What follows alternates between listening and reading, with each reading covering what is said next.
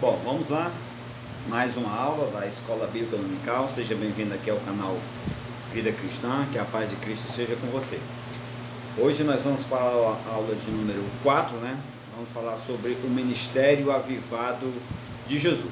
Mas antes de ir para a aula, né, vamos falar aquele nosso clichê, ok?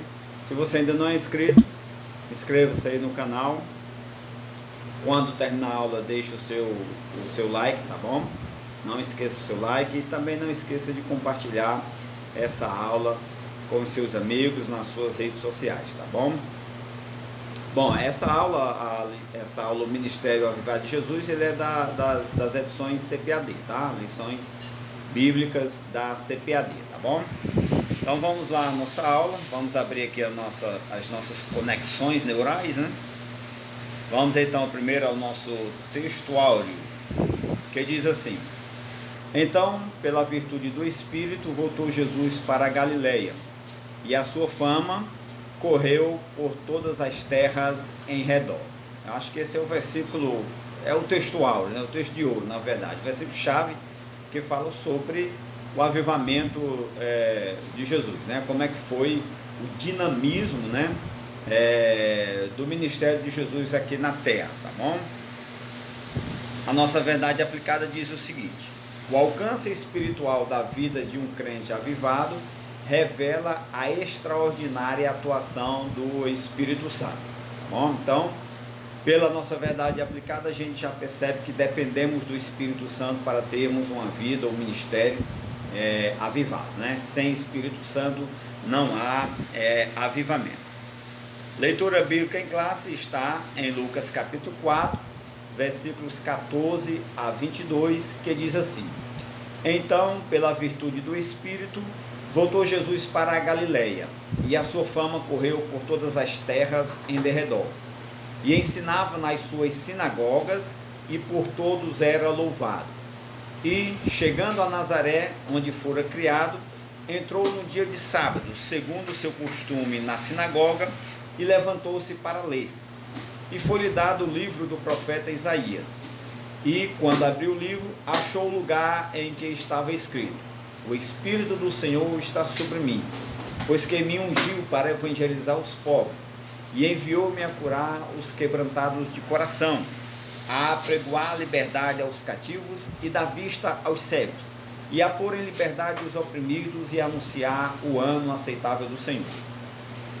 E cerrando ou fechando o livro e tornando a dá-lo ao ministro, assentou-se. E os olhos de todos na sinagoga estavam fitos nele.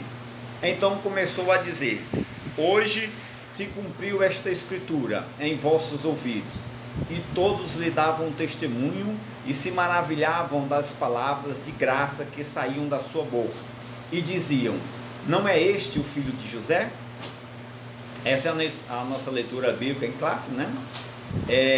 E antes de nós partirmos para o comentário desta lição, existe algumas coisas interessantes a gente falar aqui nesse texto. Primeiro, sobre essa questão de sinagoga, né? Talvez alguém fique se perguntando: o que era esse negócio de sinagoga, né? Porque em Jerusalém tinha um templo, então por que Jesus só vivia dessas sinagogas? O que é isso? Bom, vocês sabem que o templo em Jerusalém era um lugar exclusivo para os sacerdotes, né? As pessoas iam lá apenas para fazer o seu culto, oferecer o seu sacrifício a Deus, mas eles nem chegavam a entrar no templo. Pois bem, quando aconteceu o cativeiro lá, cerca de 600, 700 anos antes de Cristo, o templo foi destruído e as pessoas foram espalhadas, né? Pelo Império Babilônico. No seu retorno a Jerusalém não havia templo.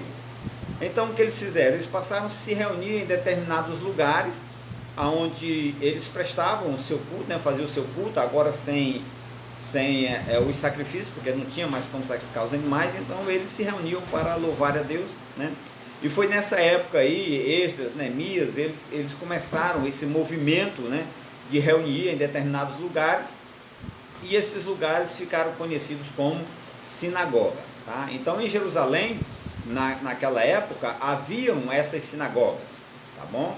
Então as pessoas se reuniam mais vezes na sinagoga, já que no templo eles só iam 3 vezes ao ano, né, para oferecer aquele sacrifício nas festas anuais, e nesse período de tempo eles se reuniam nas sinagogas, geralmente aos sábados, né? Eles se reuniam aos sábados para fazer o seu culto a Deus, tá bom? Então isso aí é a sinagoga. Uma outra coisa interessante aqui, para a gente falar sobre esse texto, é a questão de Jesus, né, ter sido pregador nesse culto aí, nesse texto, e ele pediu o livro de Isaías. Mas o que há de novo nisso aí? Bom, se você estudou teologia, você já sabe disso. Se não, quando você for estudar, fazer os seus exames, você vai saber disso. O livro de Isaías é um dos livros mais difíceis de serem pregados, né, de serem estudados do Antigo Testamento, tá bom? O livro de Isaías é um dos mais difíceis. E outro detalhe também é que na época de Jesus, a Bíblia não era como as nossas Bíblias de hoje, que tem lá o seu prefácio, tem o nome do livro, aonde está, em que página da Bíblia está escrito aquele livro e tal. Os livros eram apenas rolos, né, de couro de animais, né, onde era escrito, e não havia versículos, não havia capítulo, não havia nada. Então, manusear um livro da Bíblia naquela época era uma coisa que levava anos de estudo, né? Era feito apenas por sacerdotes, escribas, né? Pessoas que tinham que estudar, né? Tinha que ter uma certa afinidade com os livros para poder abrir aquele rolo e encontrar determinado texto naquele rolo. Era uma coisa bem difícil, né?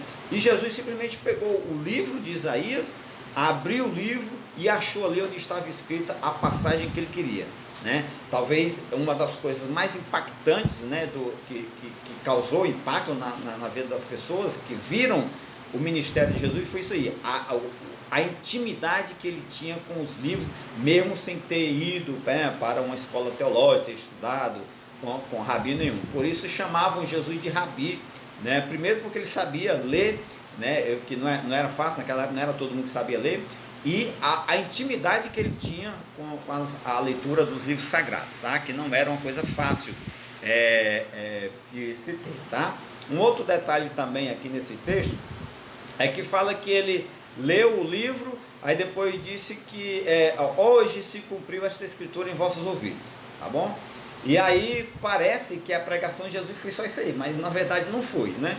Marcos, né, os evangelistas, na verdade como um todo, eles apenas registraram, né, que Jesus falou isso, que naquele momento estava se cumprindo aquela escritura, porque a profecia de Isaías dizia respeito à sua pessoa, a pessoa de Jesus Cristo, tá? Mas ele com certeza ele apresentou ali um sermão, né, bem caprichado, né, um sermão bem expositivo daquele texto que ele havia lido. Ele apenas leu e disse, hoje se cumpriu isso aqui. Não foi isso não.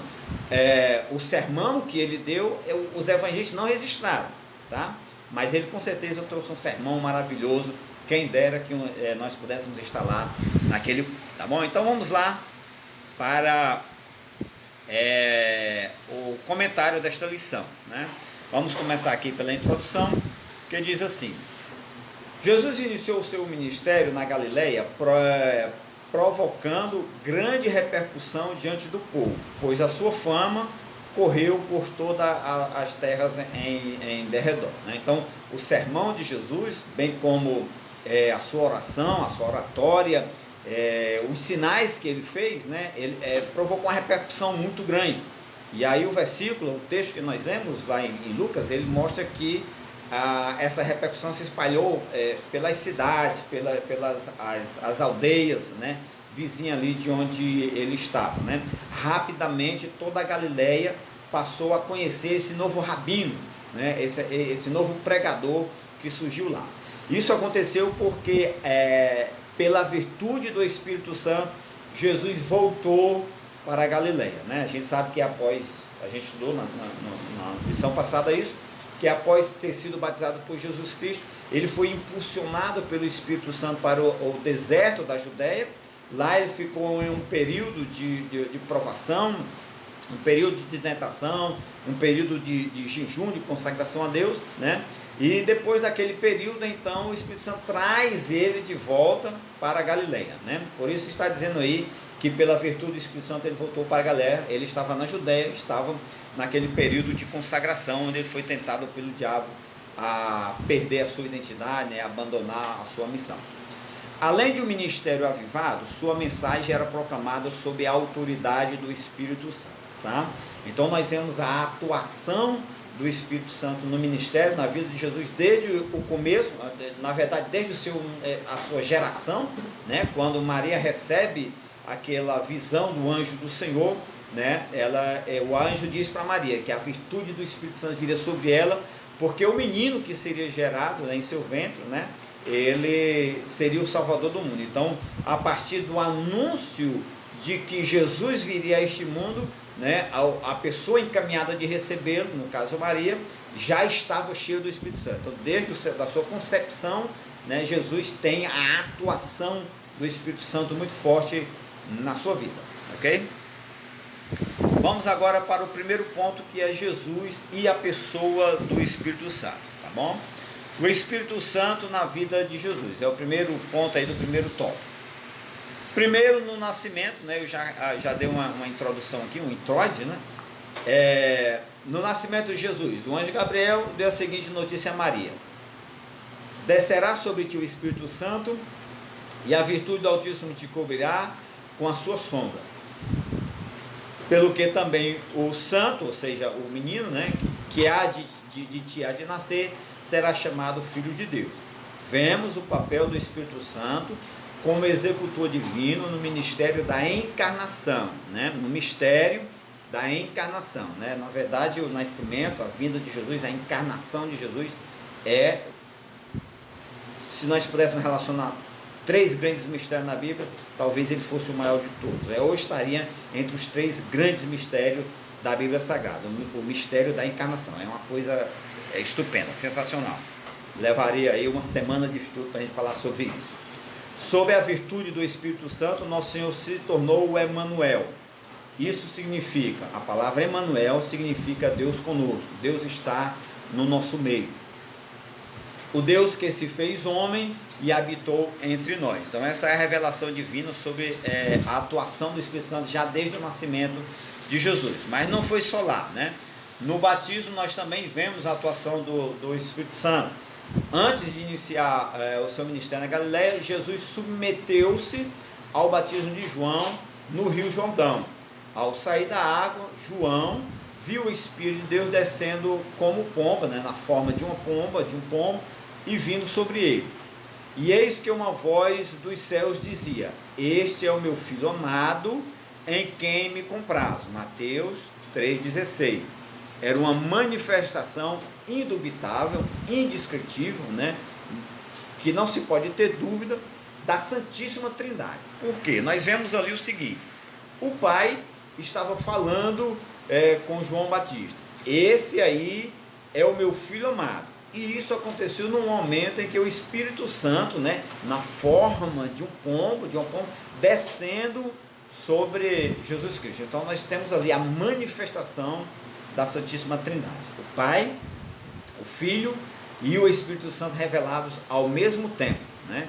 Cada um no seu lugar, cada um com a sua distinção, ao passo que ambos, os 3, aliás, eram e são Deus, ok? Então nós vemos aí o Espírito Santo no batismo, né, de Jesus Cristo. Depois nós vemos também o Espírito Santo lá na tentação, no período em que ele esteve no deserto da Judéia, antes de ir para Galileia, onde ele foi à sinagoga e fez aquela pregação maravilhosa. Depois do batismo, Jesus foi conduzido pelo Espírito ao deserto para ser tentado pelo diabo. O Espírito conduziu, impulsionou Jesus Cristo para ir ao deserto. Ali ele experimentou o jejum de 40 dias e 40 noites e depois teve fome, lá em Mateus capítulo 4. Em todas as investidas satânicas, Jesus foi vencedor, usando a poderosa palavra de Deus, né? Então, você vê que o diabo vinha para tentar Jesus de diversas formas, E quando ele vinha tentar Jesus, Jesus sempre se defendia, ou Jesus sempre replicava aquela tentação de Satanás, usando a própria palavra de Deus, né? Quando você lê o texto lá de Mateus 4, você vê que, olha, Jesus sempre dizia assim, olha, assim está escrito, mas está escrito. Ele sempre usou a palavra de Deus na sua defesa, né? Como você tem se defendido das investidas de Satanás, né? Será que você tem tido sucesso? Se você não está tendo sucesso, você precisa voltar-se à palavra de Deus, você precisa estudar a palavra de Deus para aprender a palavra de Deus. É com ela que a gente consegue ter vitória nas tentações. A cada ataque, nosso Senhor respondia, está escrito. Assim fica claro que o Senhor Jesus não teve, que se o Senhor Jesus não tivesse a presença do Espírito Santo, o resultado de suas provações não seria satisfatório, né? Então nós temos aí a atuação do Espírito Santo na vida de Jesus Cristo. Primeiro ele foi batizado no Jordão, João viu o Espírito Santo vindo sobre ele, né? Trazendo aquela capacidade extraordinária do Espírito Santo, porque Jesus estava nu da sua divindade, né? Ele estava como homem, então ele recebe o poder do Espírito Santo, e aí ele vai para o deserto, e com aquela virtude, com aquela capacidade, usando a palavra de Deus, ele vence aquele período de tentação, e agora ele sai para dar início ao seu ministério, ok? Esse é o primeiro tópico aí do primeiro ponto. Vamos para o segundo tópico, que é o Espírito Santo no ministério de Jesus. Com cerca de 30 anos, Jesus iniciou seu ministério terreno. Depois de voltar do monte, né, do deserto da tentação, lá no deserto da Judéia, ele volta para a Galileia. A leitura bíblica em classe, nesta lição, mostra que Jesus foi ungido pelo Espírito Santo para evangelizar os pobres, né? Aquela profecia lá de Isaías que ele leu na sinagoga, que diz que ele foi ungido para pregar. Esta era a missão de seu ministério. De modo geral, nosso Senhor sabia que, por causa dos bens terrenos, os ricos deste mundo não se interessam pela sua palavra, né? Então, além disso, nosso Senhor foi ungido pelo Espírito Santo para curar os quebrantados de coração, né? Primeiro ele fala de evangelizar os pobres, porque os ricos, pelo amor que eles têm à sua riqueza, teriam dificuldade para aceitar, né? Isso não é claro de forma absoluta. Nós vemos que pessoas que tinham dinheiro, né, aceitaram a palavra, os ensinamentos de Jesus Cristo e seguiram a Jesus. Nós temos alguns exemplos da Bíblia de pessoas que tinham condição e eles seguiram a Jesus, tá? Mas de um modo geral, os ricos realmente têm dificuldade, né? As pessoas que têm condição, normalmente quem tem riquezas, eles tendem a aplicar o seu coração à riqueza. E isso gera uma dificuldade em aceitar o Evangelho. Então ele diz que Jesus foi ungido pelo Espírito Santo para pregar aos pobres. Jesus foi ungido pelo Espírito Santo para curar os quebrantados de coração, aqueles que tinham problemas na sua alma, né? Inclusive, em uma das suas falas, Jesus diz que os médicos não precisam os sãos não precisam de médicos, e sim os doentes. Ainda mais, ele também fez um convite aos cansados e oprimidos. Ele também pregou liberdade aos cativos, aos que estão sujeitos à escravidão do pecado. Ele deu vista aos cegos. Ele pôs em liberdade os oprimidos.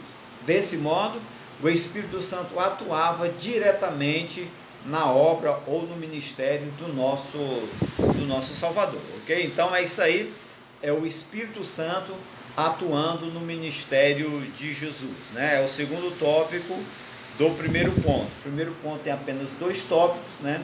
Então nós já vamos passar agora para o segundo tópico. Mas antes de nós irmos, é bom esclarecer que este vídeo ele é uma aula resumida, né? É uma aula menor, né? A aula mesmo ela será dada pelo seu professor na sua escola bíblica dominical, aí na sua igreja, na sua congregação. Ah, professor, mas eu não sou aluno da escola dominical. Então procure, né, o superintendente da sua escola, na sua igreja, na sua congregação, faça a sua matrícula, se matricule. É uma oportunidade muito boa de você aprender. Não, mas eu não sou evangélico, eu não sigo a religião cristã, assim e tal. Não tem problema, você pode participar da escola dominical mesmo sem ser membro da sua igreja, tá? A escola bíblica dominical é aberta para toda a comunidade. Todas as pessoas que tiverem acesso a uma igreja, a uma congregação cristã, ela pode participar da escola bíblica dominical mesmo que não seja membro daquela congregação, tá? A escola bíblica dominical é aberta a todas as pessoas, ok? Então vamos lá para o segundo ponto da nossa lição, que é Jesus e a oração em seu ministério. Primeiro nós vamos ver aí o valor da oração, né, no ministério de Jesus. Todos nós sabemos que Jesus Cristo, em um determinado momento, ele ensinou o Pai Nosso, né, aos seus discípulos. E isso ficou registrado na Bíblia Sagrada. Então, a oração do Pai Nosso aparece em duas versões nos evangelhos, né? Ou seja, dois evangelistas registraram a oração do Pai Nosso. A primeira em Mateus capítulo 6, versículos 9 a 3, e a segunda em Lucas capítulo 11, versículos 2 a 4. Ou seja, em dois momentos nos evangelhos foi registrado, né, a oração do Pai Nosso. Em Mateus, ela se encontra no contexto do Sermão do Monte, né? Aquele famoso sermão, bem-aventurados os limpos de coração, bem-aventurados os misericordiosos, que não é só aquela parte das bem-aventuranças, né? O Sermão da Montanha, ele é bem mais extenso, né? E depois de falar sobre as bem-aventuranças, Jesus também fala sobre a questão de orar, né? E ele ensina os discípulos a orar dentro, né, no contexto do Sermão da Montanha. A oração do Pai Nosso não cumpre uma mera orientação litúrgica, tá? Mas ela revela o coroamento de um estilo de vida sem hipocrisia e sem exibicionismo religioso, tá bom? Dentro daquele contexto lá, Jesus mostra que alguns judeus, né, chamados de fariseus, eles tinham uma problemática com oração. Eles queriam orar nas praças, queriam orar na esquina, né, queriam orar em voz alta, olhando para o céu, gesticulando, para chamar a atenção das pessoas para ele, para as pessoas pensarem, aquele fulano ali ora. E Jesus manda, Jesus corta isso aí dos seus discípulos, quem quiser me seguir, não ore assim, tá? E aí ele dá o exemplo de oração, e é nesse contexto que ele ensina a orar o Pai Nosso. Dessa forma, uma pessoa avivada se dirige a Deus como Pai Nosso, né? Ou seja, Pai de todos nós. Ele é o nosso Pai. Ele santifica o nome dele, né? Ele deseja a vinda do Reino. Ele anela por viver a vontade de Deus. A cada dia ele está na dependência do Senhor. É o que diz lá no Pai Nosso: dá-nos o pão nosso de cada dia. Ele confessa os pecados e pede perdão. Ele suplica a proteção a Deus e finalmente sabe que ao Senhor, né, dele, aí ele está em maiúsculo, né, para mostrar que dele, do Senhor, é o reino, o poder e a glória para sempre. Então Jesus Cristo está mostrando um modelo, um estilo de oração. Ele não está dizendo que toda vez que a gente for orar, a gente deve dizer: Pai nosso que estás no céu, santificado seja o nosso reino, venha a nós o vosso reino, seja feita a vossa... Não é isso que ele está dizendo. Ele mostrou um modelo que nós devemos fazer isso aí, reconhecer a Deus como Pai, nós devemos santificar o nome do Senhor, nós devemos desejar a vinda dele, reconhecer a autoridade sobre as nossas vidas, né, depender dele, nós devemos perdoar, nós devemos pedir perdão, tá bom? Então Jesus estava mostrando um modelo, um estilo de oração, não que a gente tenha que ficar repetindo estas mesmas palavras, ok? Essa oração revela uma vida humilde e quebrantada diante de Deus. Então o Espírito Santo estava ali movendo Jesus Cristo a pronunciar, né, aquelas palavras, mostrando aquele estilo de oração para nós, ok? Esse é o valor da oração, segundo aí o primeiro tópico do segundo ponto. O segundo tópico do segundo ponto diz uma vida de oração. Então ele vai tratar aí os momentos em que Jesus orou. Nos evangelhos podemos perceber várias ocasiões de orações no ministério de Jesus. ele orou para escolher seus discípulos, né? Lá em 6, 12 a 16, se não me engano é Lucas.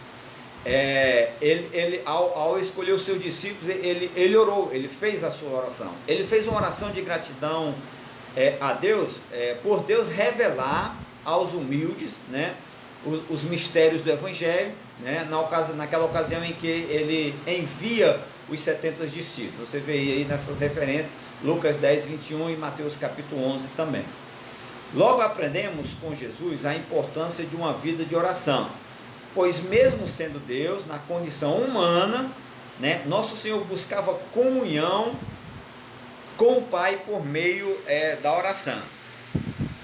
Além disso, sua vida de oração no Getsêmanis também nos ensina que a vontade do Pai sempre é a melhor, né? Naquele momento mais cruciante da vida de Jesus, né, do seu ministério terreno, ao fazer aquela oração pedindo socorro ao Pai, ele diz: Pai, eu não quero que seja feita a minha vontade, mas que seja feita a tua vontade, né? Nós sabemos que Jesus ali estava como homem, estava orando como homem, como dependente de Deus, né? É claro que, acima de tudo, como Deus, né, ele também queria a nossa salvação, ele também queria que aquela morte, né, fosse realizada para que, através daquela morte e ressurreição, e a sua própria ressurreição, ele pudesse ter vitória sobre o pecado, sobre a morte, e assim resgatar o homem de volta para ele. Mas como homem, ele sentiu o peso da morte, e mesmo sentindo o peso da morte, sentindo a dor, a agonia da morte, como homem, ele disse: Pai, que a tua vontade seja feita e não a minha. Ok? Então essa aí é a vida de oração de Jesus Cristo, né? Como a oração tinha a sua importância e o seu valor na vida de Jesus, tá bom?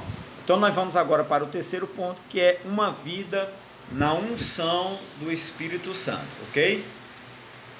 Com unção nos referimos a uma vida de serviço sob a confirmação do Espírito Santo, a semelhança da atuação do Espírito no ministério de Jesus, né? Lá em Lucas capítulo 4 e o versículo 8. Então nós vamos ver agora nesse ponto a importância de sermos ungidos, de termos a unção do Espírito Santo sobre nós. Primeiro, a unção do Espírito Santo na vida do obreiro, né? Nem todos, talvez, que estão assistindo esse vídeo, talvez não sejam um obreiro, né? Mas podem ter uma vocação, um chamado de Deus para ser obreiro, e aí você já vai estar preparado para isso. Mas se você já é obreiro, fica ligado aí. O obreiro tem muitas atribuições na obra do Senhor. Ele exerce a liderança administrativa, né, a atividade do ensino e alguns até mesmo da música cristã, né? Então nós vemos aí o campo de atuação de um obreiro é muito grande. A área administrativa, o ensino, o aconselhamento e até mesmo a própria música, né? Por isso é muito fácil essas atividades caírem na rotina e se tornarem meramente burocráticas, né? Ou seja, aquele momento em que a gente faz alguma coisa a Deus só para cumprir tabela, vamos dizer assim, né? Só por fazer parte daquele grupo, né? Então isso cai numa rotina que pode nos levar a uma mornidão espiritual. O obreiro ungido sabe que o Espírito Santo renova as suas forças, não permite que veja a unção do Espírito Santo, não permite que o obreiro veja a obra do Senhor com um mero olhar humano, né? Ele vê a confirmação do seu ministério quando o Senhor salva vidas por meio de uma pregação ungida, né? Quando crentes mudam a atitude por causa do ensino dirigido pelo Espírito Santo, né?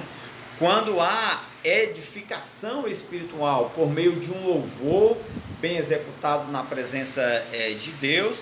Por isso o obreiro não deve negligenciar a oração, o jejum e o estudo devocional da palavra de Deus. Esses exercícios piedosos são alimento espiritual diário e permanente de todo obreiro avivado na obra do Senhor. Então, esta confirmação, né, que a gente tem de Deus nas nossas vidas, ela deve nos alertar, né? no nosso viver diário, no nosso ministério constante como obreiros, ou mesmo que você não seja obreiro, mas você é ativo na obra do Senhor, né? Sempre está procurando fazer alguma coisa, né? Será que essa confirmação está acontecendo, né? No nosso ministério, na nossa congregação, na nossa igreja? Pessoas estão sendo salvas quando a palavra é pregada, né? Pessoas estão mudando de atitude, mesmo crentes estão mudando de atitude, estão sendo renovados, né? Estão sendo edificados com louvor, com a pregação da palavra de Deus, né? Existe um movimento espiritual no sentido de edificar, de fortalecer a fé das pessoas. Então, se isso está acontecendo na nossa vida, é porque o Espírito Santo está nos avivando. Esse é o verdadeiro avivamento que nós precisamos, tá bom? Segundo, a unção do Espírito Santo na vida do crente. Viver uma vida na unção do Espírito não é privilégio apenas dos que exercem vocação ministerial na igreja local, ou seja, daqueles que são obreiros, tá? Não é uma coisa apenas para quem é obreiro. Todo crente precisa disso. A palavra de Deus diz que nós somos o sacerdócio real, chamados para anunciar as virtudes daqueles que vos chamou das trevas para a sua maravilhosa luz. Essas são as palavras de Pedro na sua primeira carta, no capítulo 2 e o versículo 9. Mais precisamente, Deus chamou cada crente a comunicar o evangelho em todos os lugares em que seus pés tocarem. Não é um privilégio de quem é pastor, de quem é presbítero, de quem é diácono, de quem é trabalhador. Essa é ter a vida avivada, ter uma vida cheia do Espírito Santo e ver alguma coisa acontecer com alguém ao nosso redor ou em nossa própria vida, né, na nossa própria família, é algo para todo aquele que foi chamado por Deus, todo aquele que teve um encontro com Cristo, todo aquele que é discípulo, seguidor de Jesus Cristo. Mas para isso a nossa vida deve estar debaixo da unção do Espírito. Então exerceremos influência poderosa em nossa família, na faculdade, no local de trabalho, ou em qualquer esfera da sociedade, né, onde nós temos atuação. Todas as pessoas que tiveram um encontro com Cristo precisam ter uma vida avivada. Mas para isso, a nossa vida deve estar debaixo da unção do Espírito Santo, né? Então, exerceremos influência poderosa na família, na faculdade, no local de trabalho, isso eu já li. Assim seremos testemunhas poderosas de Jesus sobre a unção do Espírito Santo. Então esse é o valor de nós orarmos, jejuarmos, estudarmos a palavra de Deus para termos a unção, né? A influência, a capacidade, a atuação do Espírito Santo nas nossas vidas e assim sermos cheios do Espírito Santo, sermos avivados por ele, né? E aí nós terminamos a terceira lição, o terceiro tópico, né, desta lição. Vamos então para a conclusão, que diz assim: nesta lição vimos que o Senhor Jesus teve um ministério avivados porque foi ungido pelo Espírito Santo. Ora, se o Senhor Jesus, sendo Deus, foi ungido pelo Espírito Santo na sua condição humana para desenvolver o seu ministério, por que conosco seria diferente?